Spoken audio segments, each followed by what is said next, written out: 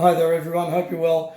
I just wanted to share a quick insight, I suppose, and a bit of a vulnerability here about what I've learnt from being broke, and really then trying to understand the numbers that you really know. If I knew what I know today, back then when I was broke, and it's happened two or three times for me, and it kind of sounds weird. A lot of people are like, "Oh, what do you mean?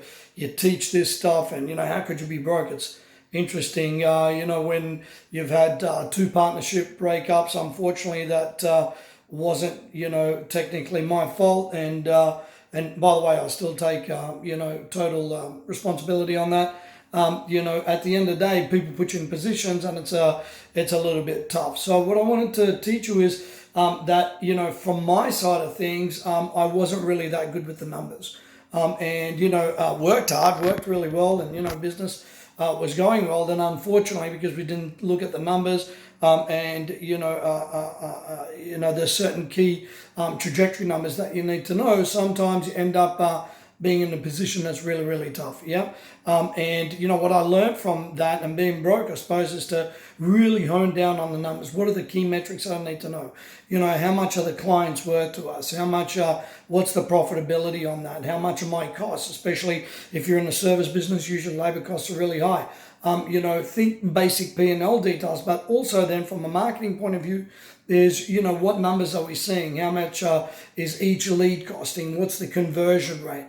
What's the client life cycle? What's the client life value? What's the diminishing rate of that? What's the velocity of return?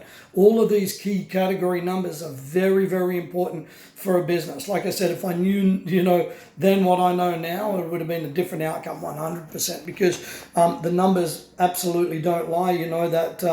What you see on paper is usually past performance of what's going on, or a future trajectory of what you need to make sure that you look at. So if I can share something with you, just get really good with the numbers. Now, by the way, you don't need to be an accountant. There's so much material on YouTube that's really, really awesome that you can use. I think if you can add stuff down into what's called a financial tracker, it's really, really cool. And the reason being is today we use a financial tracker on exactly where our numbers are. You plug them all in, and then you just keep on updating as you go. So one of the things that I would strongly recommend would be to get, some type of one page, or like some type of dashboard, or some type of tool that you can use. Now, if you want, we've got a really killer tracker that we've built in Excel. If you want a copy of that, just let me know.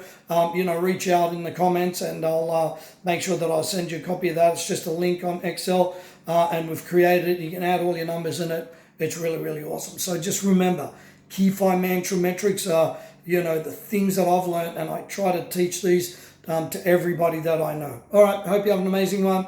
Remember, the only way is